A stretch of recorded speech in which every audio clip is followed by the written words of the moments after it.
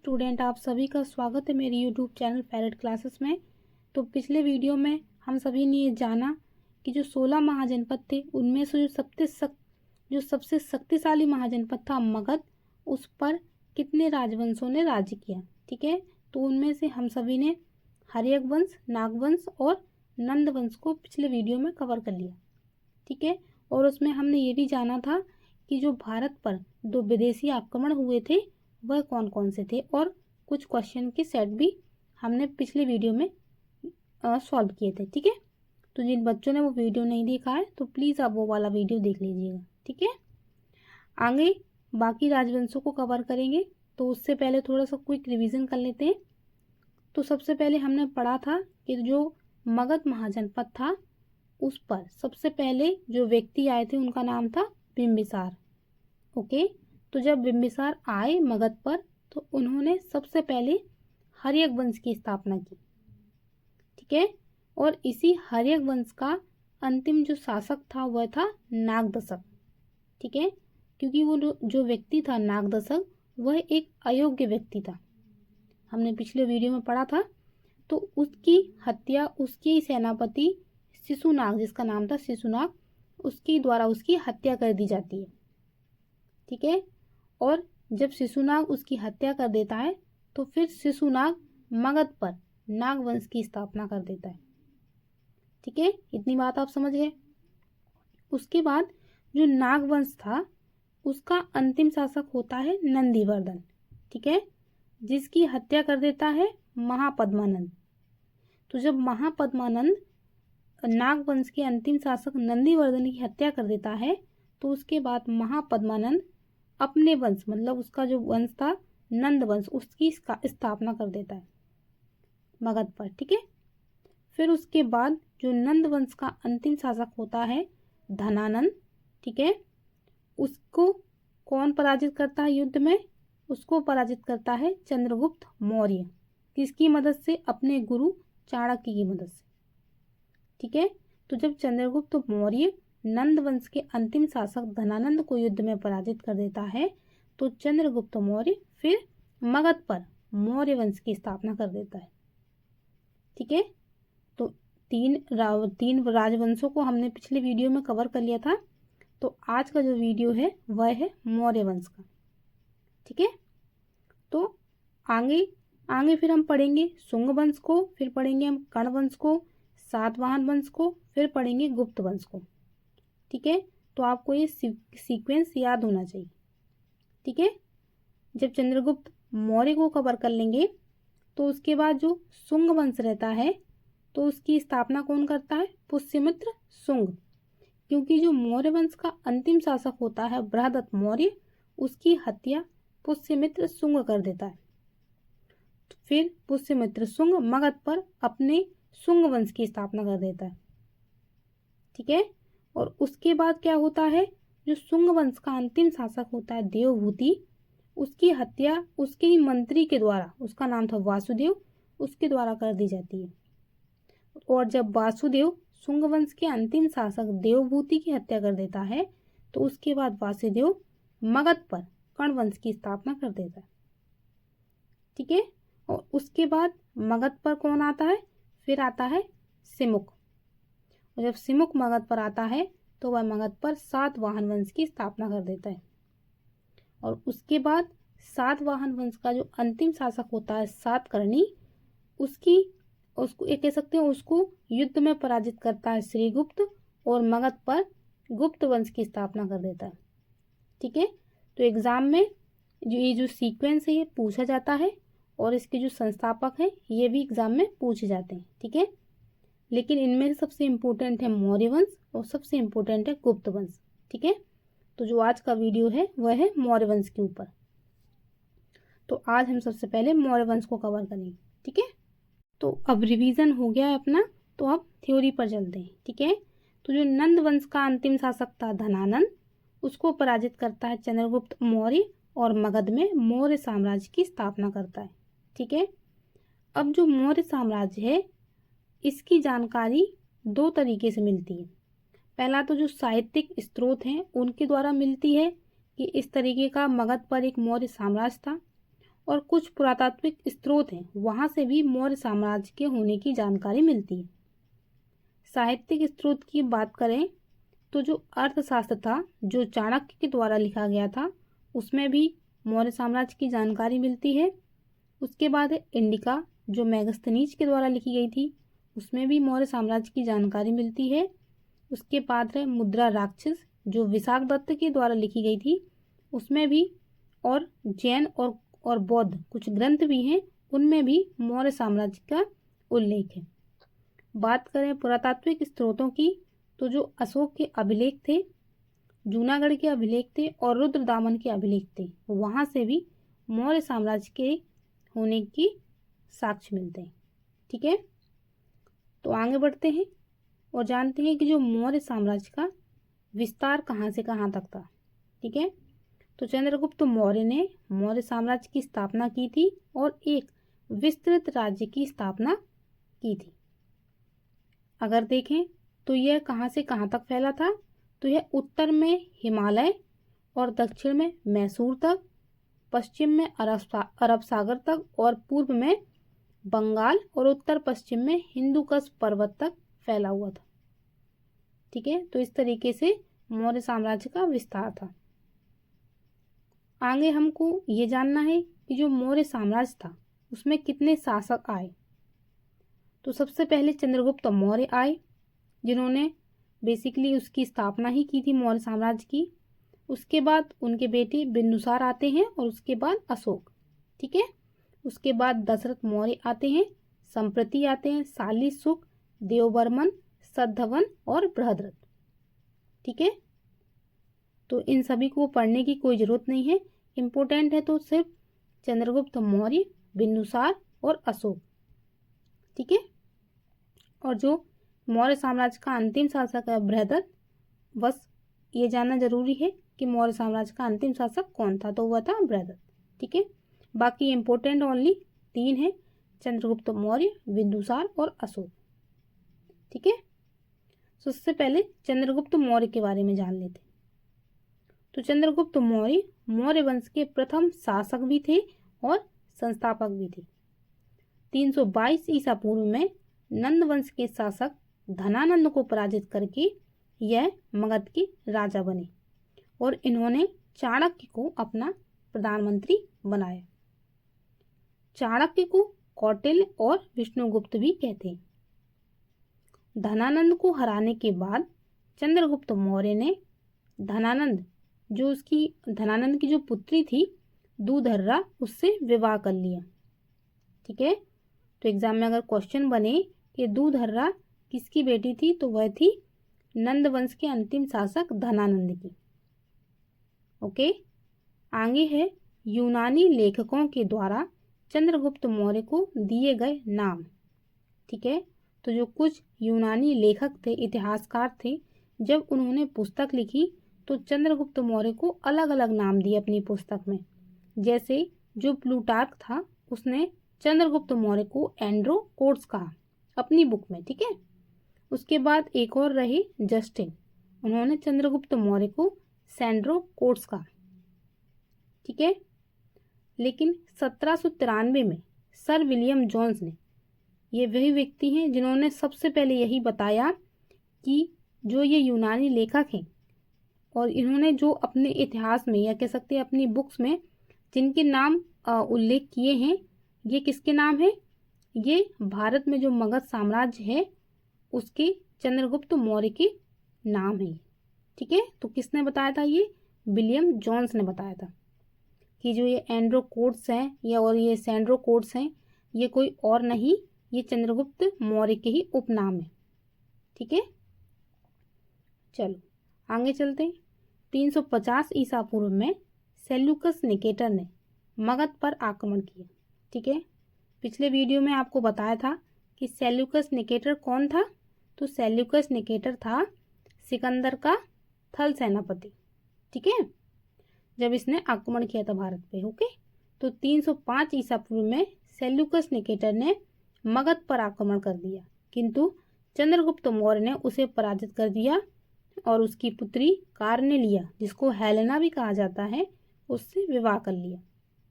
ठीक है, तो सिकंदर का जो थल सेनापति था वो सेल्यूकस निकेटर था और जल सेनापति कौन था? नियाकस। आगे पॉइंट है, चंद्रगुप्त मौर्य से हार जाने के बाद सेल्यूकस निकेटर ने 4 प्रांत काबुल, कंधार, हेरात और मकरान चंद्रगुप्त को दे दिए। ठीक है, बेसिकली ये एरिया समझे तो पूरा अफगानिस्तान का। ठीक है, चलो आगे बढ़ते हैं। युद्ध में हार जाने के बाद चंद्रगुप्त मौर्य ने 500 हाथी, क्योंकि उसने उसकी बेटी कार्नेलिया से शादी कर ली थी, तो चंद्रगुप्त मौर्य ने उसको भेंट के रूप में 500 हाथी सेल्यूकस निकेटर को दिए थे। ठीक है, आगे है, सेल्यूकस निकेटर ने अपना राजदूत मेगस्थनीज को चंद्रगुप्त मौर्य के दरबार में भेजा था और मेगस्थनीज की पुस्तक इंडिका में मौर्य वंश की जानकारी मिलती है। ये हमने अभी पढ़ा। ठीक है, आगे है, जैन गुरु भद्रबाहु से प्रभावित होकर चंद्रगुप्त मौर्य ने जैन धर्म अपना लिया था। ठीक है, अगर एग्जाम में क्वेश्चन बने कि चंद्रगुप्त मौर्य ने किस जैन गुरु से प्रभावित होकर जैन धर्म को अपनाया था, तो उनका नाम है भद्रबाहु। आगे पॉइंट है हाईलाइटेड, इंपोर्टेंट है, कर्नाटक के श्रवणबेलगोला में 298 ईसा पूर्व में किसने? चंद्रगुप्त मौर्य ने संलेखना विधि द्वारा अपने प्राण त्याग दिए थे। ठीक है, संलेखना विधि मतलब एक तरीके का फास्ट है जिसमें कुछ भी खाते पीते नहीं। ओके, आगे पढ़ेंगे हम सभी बिंदुसार को, जो मौर्य वंश का नेक्स्ट शासक था।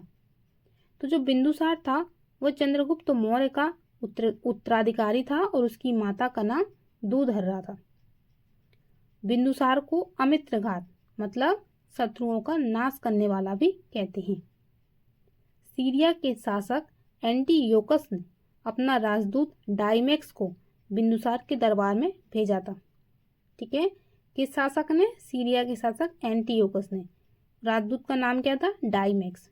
किसके दरबार में भेजा था? बिंदुसार के। आगे है, तो बिंदुसार ने सीरिया के नरेश से अंजीर, मीठी शराब तथा यूनानी दार्शनिक की मांग की थी। और इसके बाद क्या हुआ? इसके बाद जो सीरिया के शासक एंटीयोकस थे उन्होंने 2 वस्तुएं मीठी शराब और अंजीर तो भेजा, लेकिन यूनानी दार्शनिक की मांग को ठुकरा दिया और कहा कि यूनानी कानूनों के अनुसार दार्शनिक का क्रय विक्रय नहीं किया जाता। ओके, कई बार इससे क्वेश्चन बना है कि बिंदुसार ने सीरिया के शासक से क्या मांगा था, तो आंसर है उसका अंजीर, मीठी शराब और यूनानी दार्शनिक, जिसमें से सीरिया के शासक ने सिर्फ 2 चीजें दी थी, मीठी शराब और अंजीर। ओके, यूनानी दार्शनिक देने से या यूनानी दार्शनिक की जो मांग थी उसको ठुकरा दिया था। आगे है, बिंदुसार आजीवक संप्रदाय का अनुयायी था। ओके, इंपोर्टेंट है, किस संप्रदाय का? आजीवक संप्रदाय का अनुयायी था। बिंदुसार के समय या कह सकते हैं बिंदुसार के शासनकाल के समय तक्षशिला में विद्रोह हो गया था, तो उस विद्रोह को दबाने के लिए उसने अपने बड़े बेटे सुसीम को भेजा था, लेकिन सुसीम जो उसका बड़ा बेटा था वह उस विद्रोह को दबाने में असफल हो गया था। तो उसके बाद उसने अपने छोटे पुत्र अशोक, जो उस समय पर अवंती का राज्यपाल था, उसने उसको वहां पर विद्रोह दबाने के लिए भेजा था। उसके बाद अशोक ने बहुत क्रूरता से उस विद्रोह को दबाया था। ठीक है, आगे इंपोर्टेंट है, तो बिंदुसार की मृत्यु के बाद अशोक मगध के सिंहासन पर बैठा। ठीक है, अब हम सभी अशोक के बारे में पढ़ेंगे। तो इनका जन्म होता है, अशोक का जन्म होता है 304 ईसा पूर्व पाटलिपुत्र में। ठीक है, बौद्ध ग्रंथ के अनुसार अशोक ने राजा बनने के लिए 99 भाइयों की हत्या कर दी थी। आगे है, 269 ईसा पूर्व में अशोक का राज्याभिषेक हुआ और अशोक की मां का नाम सुभद्रांगी था। ठीक है, राज्याभिषेक के 8वें वर्ष पश्चात 261 ईसा पूर्व में अशोक ने कलिंग पर आक्रमण कर दिया और कलिंग को जीत लिया। पर जो कलिंग में भीषण नरसंहार हुआ उसको देखकर अशोक का हृदय परिवर्तित हो गया था। उसके बाद अशोक ने क्या किया? उसके बाद अशोक ने बौद्ध धर्म को अपना लिया और बौद्ध धर्म की शिक्षा अशोक को उपगुप्त ने दी थी। ठीक है, तो किस बौद्ध गुरु ने दी थी? वह थे उपगुप्त। ठीक है, नाम याद रखिएगा आप लोग। आगे बढ़ते हैं। अशोक का बौद्ध धर्म उसका व्यक्तिगत धर्म था। ठीक है, कह सकते हैं उसका पर्सनल धर्म था। वह किसी पर थोपता नहीं था, मतलब अपनी जनता पर, अपनी प्रजा पर वह इस धर्म को थोप नहीं रहा था। ओके, वह पर्सनली उसको फॉलो कर रहा था, बौद्ध धर्म को। उसने कभी भी बौद्ध धर्म को राजकीय धर्म घोषित नहीं किया। नेक्स्ट है, अशोक ने बौद्ध धर्म के प्रचार के लिए अपने बेटे महेंद्र और अपनी बेटी संघमित्रा को श्रीलंका भेजा था। ठीक है, नाम याद रखिएगा। अपने बेटे महेंद्र और बेटी संघमित्रा को कहाँ भेजा था? श्रीलंका। किस धर्म के प्रचार के लिए? वह था बौद्ध धर्म। नेक्स्ट है, अशोक ने आजीवक संप्रदाय के लोगों के लिए, ठीक है, आजीवक संप्रदाय कौन थी? जो बिंदुसार था ना, इनका फॉलोवर आजीवकों का, उन्हीं के लिए अशोक ने गया में बराबर की पहाड़ियों, ठीक है, पहाड़ी का नाम क्या था? याद रखना, बराबर की पहाड़ियों को काटकर 4 गुफाओं का निर्माण करवाया था। किनके लिए? आजीवक संप्रदाय के लोगों के लिए। नेक्स्ट है, अशोक भारत का ऐसा पहला शासक था जिसने अपने संदेशों को अभिलेखों के माध्यम से जनता तक पहुंचाया। और अशोक के अभिलेखों की भाषा प्रकृति थी। ठीक है, जिसे 4 लिपियों में लिखा गया था। जैसे कि है, पहली है ब्राह्मी लिपि, तो इसके अभिलेख भारत में ही मिले।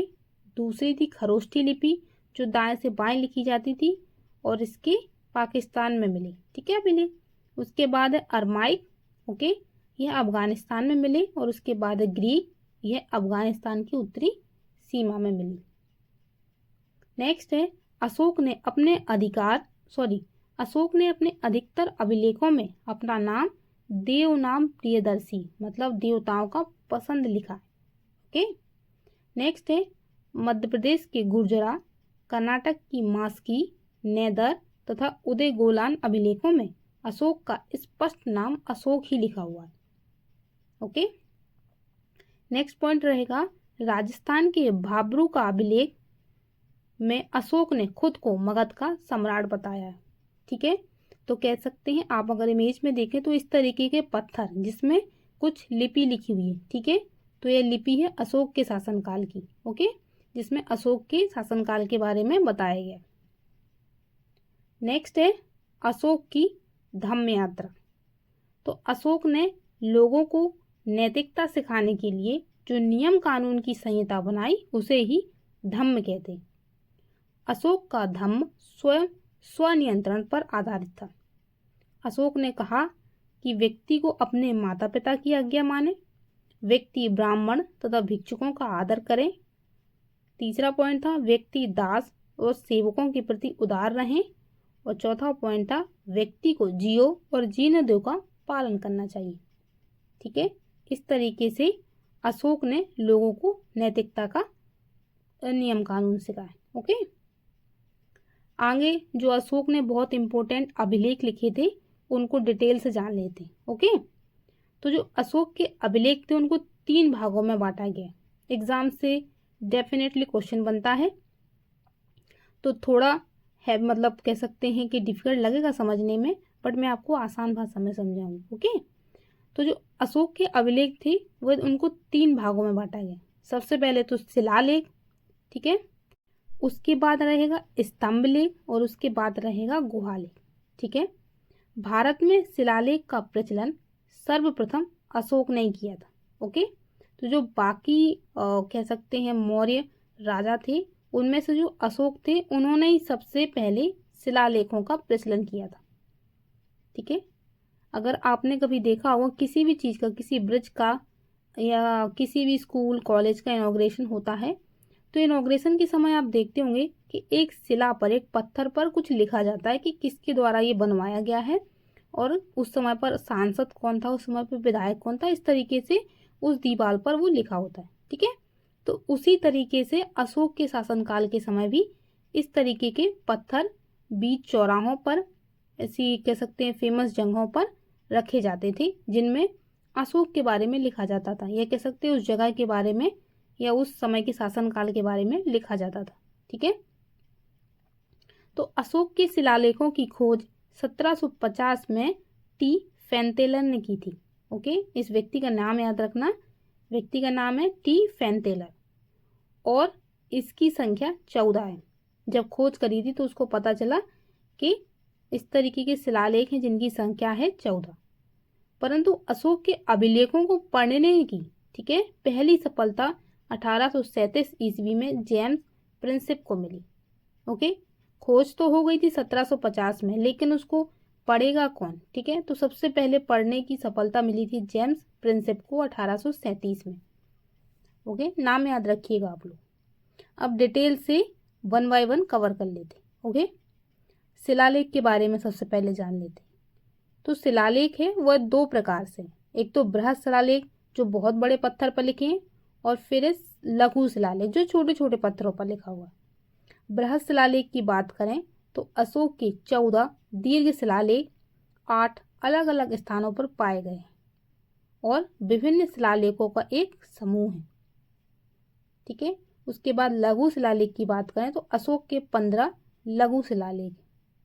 ठीक है, शिलालेख में बात करें तो जो 14 दीर्घ शिलालेख हैं उनमें अशोक ने क्या बात लिखी है वह एग्जाम में पूछी जाती है। ठीक है, तो जो बृहद शिलालेख हैं इसमें हम सभी अशोक के जो 14 बातें लिखी हुई हैं ना, उनको इस वीडियो में हम सभी पढ़ेंगे क्योंकि उनसे एग्जाम में पूछा जाता है। आगे बात करें स्तंभ लेख की तो उसके भी 2 पार्ट थे, एक था बृहद स्तंभ लेख और एक था लघु स्तंभ लेख। अगर आप इमेज में देखें तो इस तरीके का एक पोल है स्तंभ टाइप का और उसमें कुछ लिखा हुआ है। बात करें बृहद स्तंभ लेख की तो अशोक के 7 दीर्घ स्तंभ लेख हैं जो 6 अलग अलग स्थानों पर प्रस्तर खम्भों पर अभिलेखित पाए गए। दूसरा है लघु स्तंभ लेख, जिन स्तंभों पर अशोक की आधिकारिक घोषणाएं अंकित हैं उन्हें लघु स्तंभ लेख कहा जाता है। ठीक है, फिर है गुफा अभिलेख, इसे ही गुहा अभिलेख भी कहते हैं। ठीक है, ये कहाँ पर है? दक्षिण बिहार के गया जिले में स्थित बराबर नाम की 3 गुफाओं की दीवारों पर अशोक के अभिलेख मिले हैं। ठीक है, तो जो गुफाओं के अंदर जो अभिलेख मिले उनको ही गुफा अभिलेख कहा गया। ठीक है, अब 1 बाय 1 धीरे धीरे सबको कवर कर लेते हैं। तो सबसे पहले जो शिलालेख हैं 14 दीर्घ शिलालेख जो एग्जाम में पूछे जाते हैं कि इनमें अशोक ने क्या क्या बातें लिखी हैं इन 14 शिलालेखों में, तो उनको कवर करते हैं। तो जो पहला शिलालेख था तो इस लेख को गिरनार संस्करण भी कहा जाता है और इसमें पशु बलि की निंदा की गई है और इसे निषेध किया गया। ऐसे समाज जिनमें पशु वध होता हो पर भी प्रतिबंध लगाया है। इसमें अशोक ने कहा है कि इस अभी राजकीय पछाला में 1 हिरण व 2 मोर मारे जाते हैं, भविष्य में वह भी समाप्त कर दिया जाएगा। तो इस तरीके का कहाँ पर लिखा है? पहले शिलालेख में लिखा है। तो एग्जाम में क्वेश्चन बनता है कि पशु बलि की निंदा किस शिलालेख में की गई है, तो वह है पहला शिलालेख। ठीक है, उसके बाद है दूसरा शिलालेख। तो उसमें क्या मिला? उसमें लिखा है कि इसमें अशोक ने कहा है कि मैंने अपने सीमांत शक्तियों व पड़ोसी राज्यों में भी मानव व पशु चिकित्सा का प्रबंध किया है। ठीक है, तीसरे शिलालेख में लिखा है इसमें रज्जुक युक्त व प्रादेशिक का उल्लेख किया गया है। राजकीय के 12वें वर्ष अधिकारियों को यह आदेश दिया गया कि वे हर 5 वर्ष बाद दौरे पर जाएं। इनमें कुछ धार्मिक नियमों का भी उल्लेख है। ठीक है, तीसरे जो अभिलेख में उसने जो अधिकारी थे, ठीक है, उनको आदेश दिया कि वो हर 5-5 वर्ष के अंतराल में जाएं और सब कुछ देखें। ठीक है, दौरे पर निकले, अपना दौरा करें, और कुछ धार्मिक नियम कानून का भी उल्लेख उसने तीसरे शिलालेख में किया। उसके बाद है चौथा शिलालेख। तो इस अभिलेख में भैरी घोष के स्थान पर धम्म घोष की स्थापना की गई है और धर्म अनुशासन ही अच्छा काम है जिसके लिए मनुष्य को शीलवान होना आवश्यक है। ये इतना इम्पोर्टेंट नहीं, जो शिलालेख इम्पोर्टेंट होगा मैं आपको बता दूंगी। इनमें से अभी पहला शिलालेख बहुत इम्पोर्टेंट है और तीसरा शिलालेख। आगे बात करें 5वां शिलालेख। इस शिलालेख से धर्म महापात्रों की नियुक्ति की जानकारी मिलती है। अशोक कहता है, मैंने राज्याभिषेक के 13वें वर्ष धर्म महापात्रों की नियुक्ति की। 6वां शिलालेख है, इसमें आत्मनियंत्रण की शिक्षा दी गई है। इसमें अशोक अपने प्रतिवेदकों को आदेश देता है कि मैं जहाँ भी रहूं मुझे प्रजा के विषय में सूचना दें। सर्वलोक हित से बढ़कर कोई काम नहीं है। 8वां शिलालेख में क्या लिखा है? इसमें भी अशोक की धम्म यात्राओं का वर्णन किया गया है। उसने राज्याभिषेक के 10वें वर्ष धम्म यात्राएं शुरू की और सबसे पहले बोध गया की यात्रा की। अशोक ने कुल 256 रातें अपनी धम्म यात्रा में बिताई। ठीक है, बहुत इंपॉर्टेंट है 8वां शिलालेख। अगर एग्जाम में क्वेश्चन बनता ही है कि धम्म यात्राओं का उल्लेख किस शिलालेख में है अशोक के, तो वह है 8वां शिलालेख। नेक्स्ट है 9वां शिलालेख। इस शिलालेख में सच्ची भेंट और सच्चे शिष्टाचार का वर्णन किया गया है। इसमें धम्म मंगल को सर्वश्रेष्ठ घोषित किया। दासों और सेवकों से शिष्ट व्यवहार करें और श्रमणों, गुरुजनों और ब्राह्मणों का सम्मान करें। 10वां शिलालेख, इसमें आदेश दिया गया कि राजा तथा उच्च अधिकारी हमेशा प्रजा के हित में कार्य करें। इसमें यश व कीर्ति की निंदा की तथा धर्म नीति की श्रेष्ठता पर विचार किया गया है। 11वां शिलालेख है, इसमें धम्म की व्यवस्था की गई तथा धम्मदान को सर्वश्रेष्ठ बताया गया। 12वां शिलालेख है, इसमें स्त्री महामात्रों और ब्रजभूमिकों की नियुक्ति का उल्लेख किया गया और इसमें अशोक की धार्मिक सहिष्णुता को दर्शाया गया है और इसमें सभी संप्रदायों के सम्मान की बात की गई है। 13वां शिलालेख बहुत इंपॉर्टेंट है। इसमें कलिंग युद्ध और अशोक के हृदय परिवर्तन का वर्णन किया गया है और इसमें धम्म विजय को सर्वश्रेष्ठ बताया गया है और इसी में पड़ोसी राज्यों का भी जिक्र किया गया है और इसी में अशोक ने आटविक जनजातियों को धमकी दी है कि धम्म का मार्ग चुने अन्यथा परिणाम बुरा होगा। ठीक है, तो बहुत इंपॉर्टेंट है कि किस शिलालेख में अशोक के कलिंग युद्ध का उल्लेख है, तो वह है 13वां शिलालेख। ठीक है, लास्ट रहता है 14वां शिलालेख, जिसमें अशोक ने जनता को धार्मिक जीवन व्यतीत करने का संदेश दिया। मेरा राज्य बहुत बड़ा है, इसमें बहुत से लेख लिखवाए गए हैं, आगे भी लिखवाऊंगा, हो सकता है इन लेखों में कुछ त्रुटि रह गई है। तो इस तरीके का कोट किस शिलालेख में लिखा है? 14वें शिलालेख में लिखा, जो अशोक द्वारा उस समय पर लिखवाया गया था। कुछ इंपॉर्टेंट पॉइंट हैं अभिलेखों से रिलेटेड, क्योंकि ये सारे शिलालेख 8 अलग अलग जगहों पर मिले थे, तो कुछ इंपॉर्टेंट हैं। अशोक के 2 अभिलेख मानसहरा व सहवाजगढ़ी खरोष्ठी लिपि में। ओके, नेक्स्ट है लगमान व तक्षशिला अभिलेख अरमाइक लिपि में है। सरकुना व कंधार अभिलेख द्विभाषिक लिपि में है। अशोक के अभिलेखों की भाषा आम जन की भाषा प्राकृत थी। अशोक के अभिलेखों में उसके शासनकाल के 8वें वर्ष से 27वें वर्ष तक की घटनाओं का उल्लेख किया गया है। एरगुड़ी अभिलेख में लिपि का प्रयोग दाएं से बाएं किया गया है। ठीक है, ये कुछ जगह है जहां पर बताया गया है कि इस तरीके की लिपि का यूज हुआ है। ठीक है,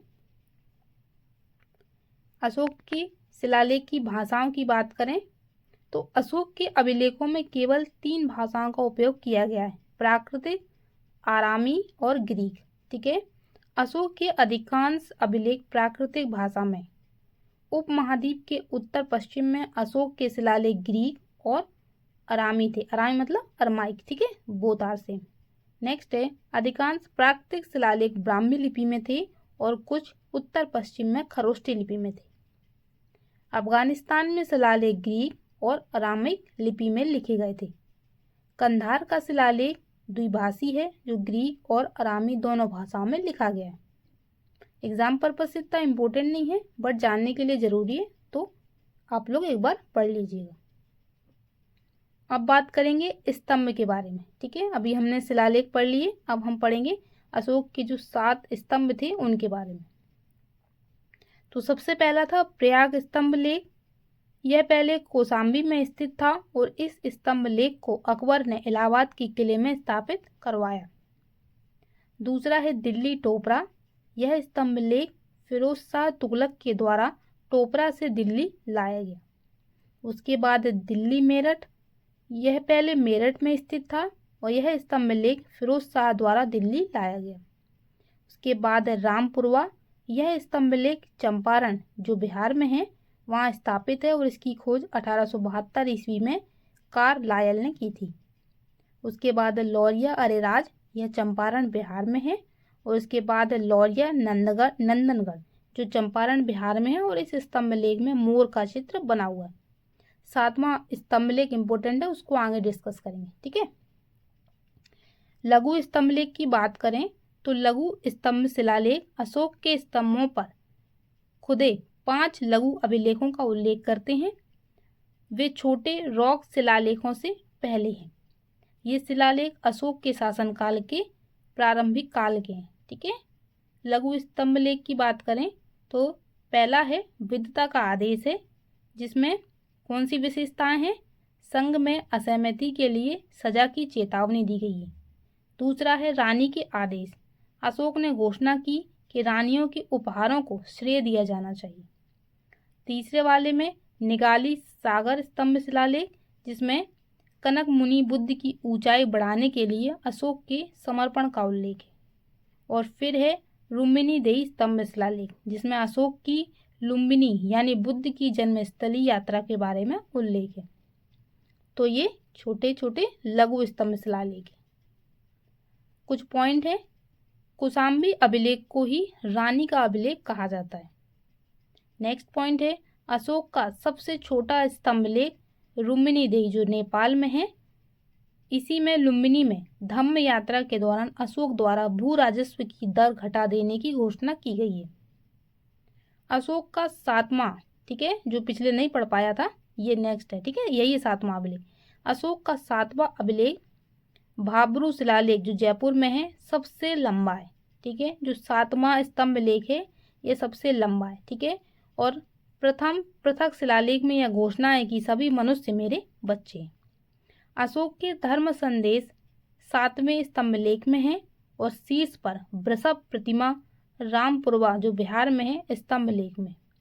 शीर्ष पर पीठ सटाए 4 सिंह सारनाथ उत्तर प्रदेश में जो स्तंभ लेख में है, जो भारत का राष्ट्रीय चिन्ह है। आप अगर इमेज में देखें तो इस तरीके का जो स्तंभ लेख है वह 7वें स्तंभ लेख में है अशोक के। ठीक है, जो हमारा अभी राष्ट्रीय चिन्ह भी है।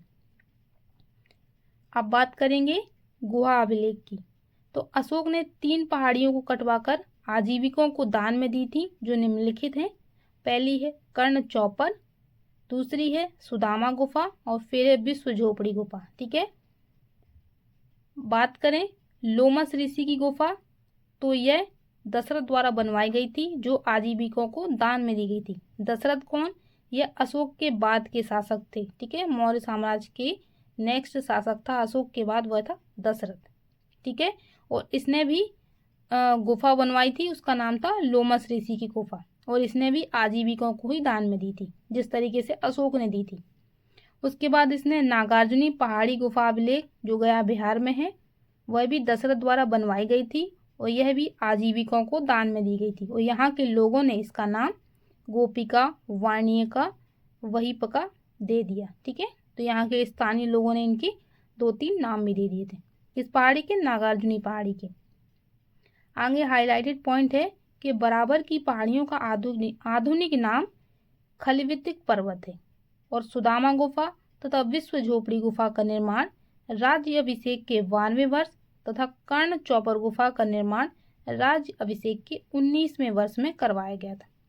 ठीक है, तो इस तरीके से हमने अशोक के 3 अभिलेख, ओके, सबसे पहला शिलालेख और उसके बाद स्तंभ लेख और उसके बाद गुहा अभिलेख को डिटेल से कवर किया। ठीक है, इनसे ज़्यादा यह कह सकते हैं इससे आगे एग्जाम में पूछा ही नहीं जाएगा।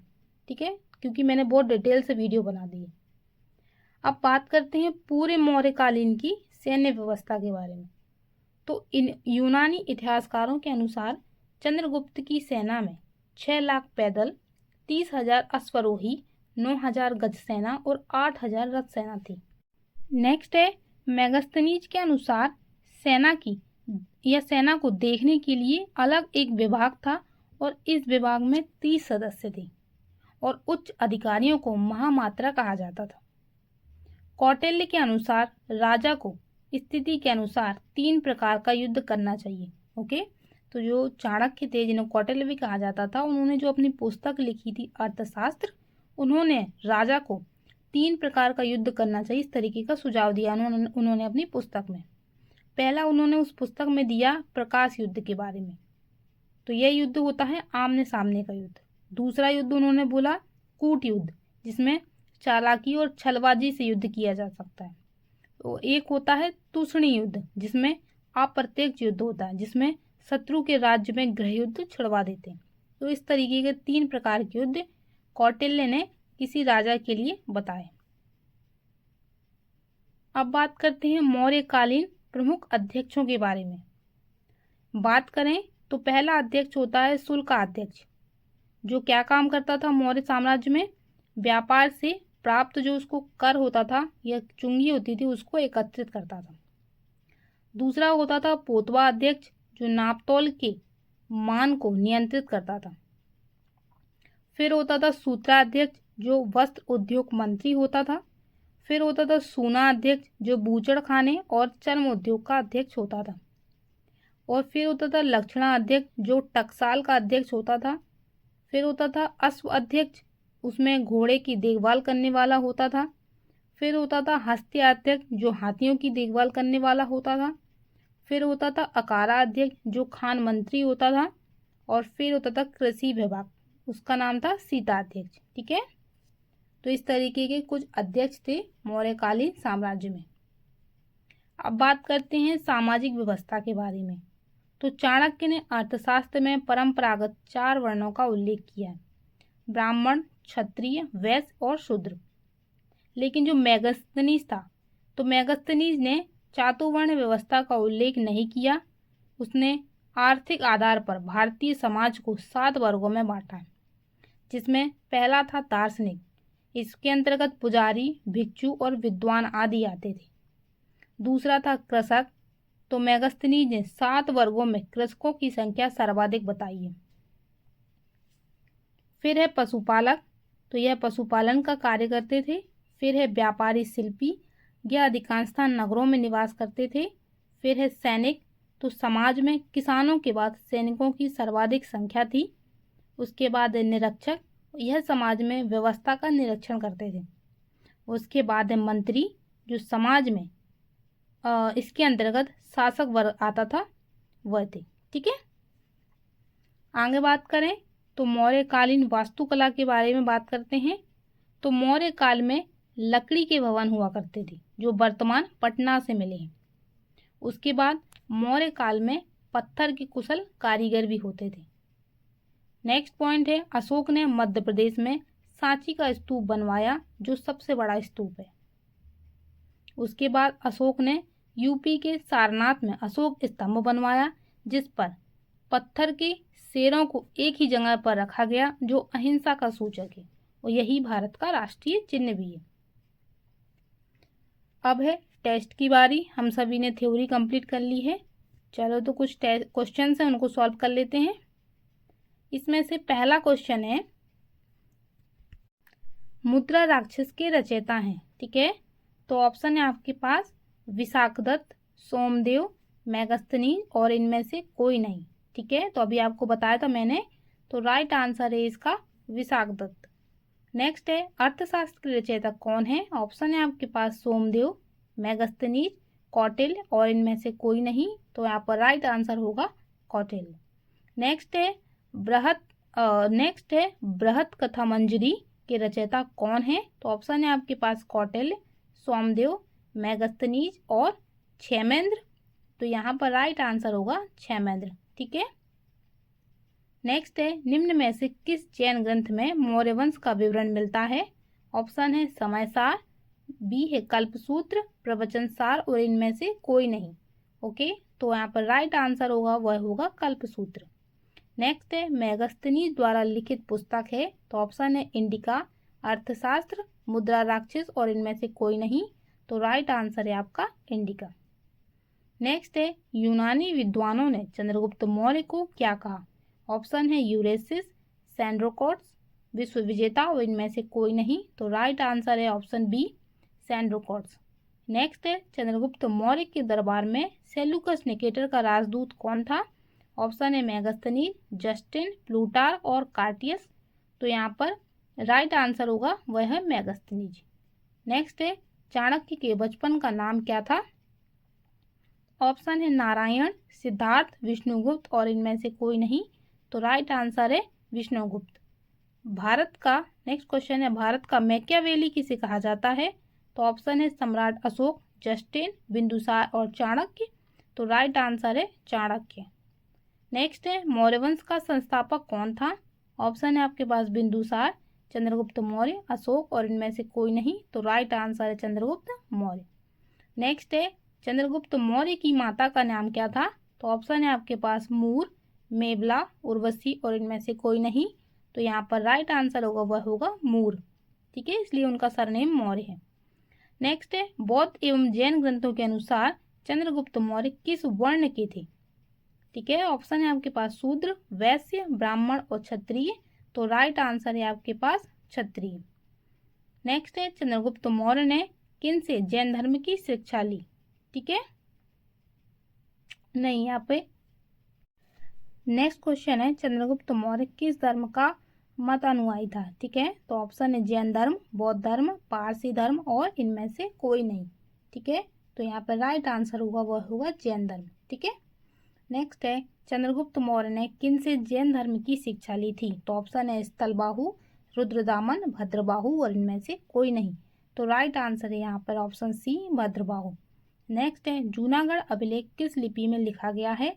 ऑप्शन है देवनागरी, ब्राह्मी लिपि, हिंदी और इनमें से कोई नहीं। तो राइट आंसर होगा वह होगा ब्राह्मी लिपि। नेक्स्ट है, चंद्रगुप्त मौर्य को सेल्यूकस के चंद्रगुप्त मौर्य और सेल्यूकस के मध्य युद्ध कब हुआ?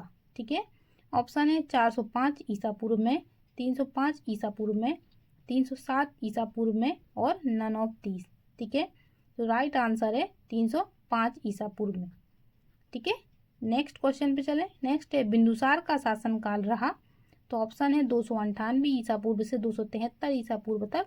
ऑप्शन बी है 278 ईसा पूर्व से 253 ईसा पूर्व तक और ऑप्शन सी है 322 ईसा पूर्व से 298 ईसा पूर्व तक और डी है नन ऑफ दीस। ठीक है, तो यहाँ पर राइट आंसर होगा ऑप्शन ए। नेक्स्ट है, बिंदुसार को किस नाम से जाना जाता था? ऑप्शन है दुष्यंत, अमित्रघात, कालाशोक और नन ऑफ दीस। ठीक है, तो राइट आंसर होगा ऑप्शन बी, अमित्रघात। नेक्स्ट है, बिंदुसार के दरबार में कौन सा विदेशी राजदूत आया था? ऑप्शन है मेगास्थनीज, एंटियोकस, डायमेकस और नन ऑफ दीस। तो राइट आंसर है डायमेकस। नेक्स्ट है, मिस्र के शासक टॉलमी द्वितीय ने बिंदुसार के दरबार में किस राजदूत को भेजा था? तो ऑप्शन है डायनोसिस, डायमेकस, मेगास्थनीज और एंटियोकस। ठीक है, तो यहाँ पर राइट आंसर होगा वह होगा डायनोसिस। नेक्स्ट है, बिंदुसार के दरबार में प्रधानमंत्री था? तो ऑप्शन है अमात्य राक्षस, option B Jaishankar Prasad, option C Chanakya और option D none of these. ठीक है, तो राइट आंसर है ऑप्शन सी, चाणक्य। नेक्स्ट है, मौर्य प्रशासन में प्रधानमंत्री को कहा जाता था? ऑप्शन है नायक, दंडपाल, अमात्य और पुरोहित। तो यहाँ पर राइट आंसर होगा वह होगा ऑप्शन सी, अमात्य। नेक्स्ट है, मौर्य साम्राज्य या मौर्य प्रशासन में वन विभाग के प्रधान को कहा गया है? ऑप्शन है आटविक, अंतपाल, नागरक और दौबारिक। ठीक है, तो यहाँ पर राइट आंसर होगा वह होगा ऑप्शन ए, आटविक। नेक्स्ट है, बिंदुसार ने सीरिया के राजा एंटियोकस से किन चीज़ों की मांग की थी? ऑप्शन है आपके पास सूखी अंजीर, दार्शनिक, मदिरा और ऑल ऑफ दीस। तो राइट आंसर होगा option D, all of these. Next है, बिंदुसार किस संप्रदाय का अनुयायी था? ऑप्शन है जीवक संप्रदाय, निम्बार्क संप्रदाय, आजीवक संप्रदाय और नन ऑफ दीस। ठीक है, तो यहाँ पर राइट आंसर होगा वह होगा ऑप्शन सी, आजीवक संप्रदाय। नेक्स्ट है, सम्राट अशोक को अभिलेखों में किस नाम की उपाधि दी गई है? ऑप्शन है अमित्रघात, अजातशत्रु, देवनामप्रिय और नन ऑफ दीस। ठीक है, तो राइट आंसर है ऑप्शन सी। नेक्स्ट है पुराणों में सम्राट अशोक को किस नाम से जाना गया है। ठीक है, तो ऑप्शन है आपके पास करमौली, अशोकवर्धन, देवनामप्रिय और नन ऑफ दीज। तो यहाँ पर राइट आंसर होगा वह होगा ऑप्शन बी, अशोकवर्धन। ठीक है, नेक्स्ट है दीप वंश में सम्राट अशोक को किस नाम से जाना गया है। ओके, तो ऑप्शन है आपके पास करमौली, अशोकवर्धन, देवनामप्रिय और नन ऑफ दीज। ठीक है, तो यहाँ पर राइट आंसर होगा करमौली। अशोक को अलग अलग जगह पर नामों से अलग अलग नाम दिया है। ठीक है, अगर अभिलेखों में दी तो वह क्या है, वह है देवनामप्रिय। ठीक है, पुराणों में बात करें तो उनका नाम है अशोकवर्धन, और अगर दीप वंश की बात करें तो वह है करमौली। ठीक है, नेक्स्ट है सम्राट अशोक के अभिलेखों को सर्वप्रथम कब पढ़ा गया था। ऑप्शन है आपके पास 1865 ईस्वी में, 1750 ईस्वी में, 1837 ईस्वी में और नन ऑफ दीज। ठीक है, तो राइट आंसर है आपका ऑप्शन सी। नेक्स्ट है सम्राट अशोक ने कलिंग पर आक्रमण कब किया। ऑप्शन है 300 ईसा पूर्व में, 251 ईसा पूर्व में, 262 ईसा पूर्व में और 261 ईसा पूर्व में। तो राइट आंसर रहेगा यहाँ पर ऑप्शन डी, 261 ईसा पूर्व में। नेक्स्ट है सम्राट अशोक के समय कलिंग की राजधानी थी। ठीक है, ऑप्शन है तोसली, पाटलिपुत्र, चंबा और काशी। ओके, तो राइट आंसर क्या होगा, राइट आंसर होगा ऑप्शन ए, तोसली, कलिंग की। ठीक है, कलिंग की राजधानी पूछा है। ऑप्शन नेक्स्ट क्वेश्चन है रास तरंगिणी के रचयिता हैं। ऑप्शन है मेगस्थनीज, कल्हण, चाणक्य और नन ऑफ दीज। तो राइट आंसर होगा ऑप्शन बी, कल्हण। ठीक है, नेक्स्ट है किन्होंने सम्राट अशोक को बौद्ध धर्म की शिक्षा दी। ऑप्शन है भद्रबाहु, उपगुप्त, भद्रसार और नन ऑफ दीज। ठीक है, तो यहाँ पर राइट आंसर होगा ऑप्शन बी, उपगुप्त। नेक्स्ट है सम्राट अशोक ने प्रजा के उत्थान के लिए जिन नियमों की रचना की या संहिता प्रस्तुत की उन्हें क्या कहा गया। तो ऑप्शन है प्रविचार, धम्म, साधुता और नन ऑफ दीज। तो राइट आंसर होगा ऑप्शन बी, धम्म। नेक्स्ट है वे अभिलेख जो गुफाओं पर उत्कीर्ण हैं वे कहलाते हैं। तो ऑप्शन है गुहालेख, गुफालेख, स्तंभलेख और शिलालेख। तो यहाँ पर राइट आंसर होगा वह होगा, राइट आंसर क्या होगा, वह होगा ऑप्शन ए, गुहालेख। ठीक है, नेक्स्ट है सम्राट अशोक के किस अभिलेख का विषय प्रशासनिक न होकर आर्थिक था। ठीक है, तो ऑप्शन है मानसेरा अभिलेख, सेकंड है रुमनीदेई, तीसरा है गुर्जरा अभिलेख और चौथा है डी है निट्टूर अभिलेख। ठीक है, तो यहाँ पर राइट आंसर होगा ऑप्शन बी, रुमनीदेई। नेक्स्ट है सम्राट अशोक की मृत्यु कब हुई। तो ऑप्शन है 240 ईसा पूर्व में, नेक्स्ट है 231 ईसा पूर्व में, 230 ईसा पूर्व में और 232 ईसा पूर्व में। तो राइट आंसर है ऑप्शन डी, 232 ईसा पूर्व में। नेक्स्ट है मौर्य वंश का अंतिम शासक कौन था। ऑप्शन है आपके पास सुसीम, बृहद्रथ, तीवर और नन ऑफ दीज। तो राइट आंसर है आपका ऑप्शन बी, बृहद्रथ। ठीक है, बृहद्रथ ही था जो जिसकी हत्या कर देता है उसका ही सेनापति पुष्यमित्र सिंह और शुंग वंश की स्थापना कर देता है। ठीक है, तो इस तरीके से 39 क्वेश्चंस को इस वीडियो में हम सभी ने कवर कर लिया। इसके और सारे क्वेश्चन भी बन सकते हैं तो उसका एक सेपरेट वीडियो बना दूंगी। ठीक है, तो इस तरीके से हम सभी ने मौर्य साम्राज्य को कवर कर लिया। ठीक है, ओके बच्चों, अगर वीडियो अच्छा लगे तो लाइक कर लेना और चैनल को प्लीज़ सब्सक्राइब कर लेना। ओके बच्चों।